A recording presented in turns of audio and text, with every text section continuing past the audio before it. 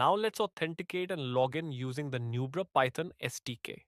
First, open the Nubra API documentation. From there, click on the Python SDK. Navigate to the Authentication section. Here, you'll find the authentication example provided by Nubra. Copy the login code and open your code editor such as VS Code.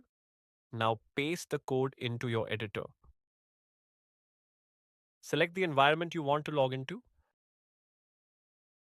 Use prod for live trading or UAT for testing strategies.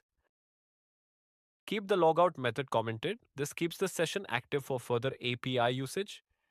Use logout only after all operations are complete. Now run the authentication script.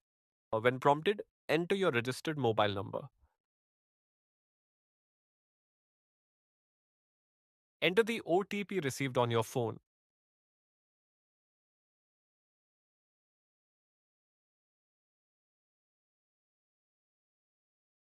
And then enter your M-PIN to complete authentication.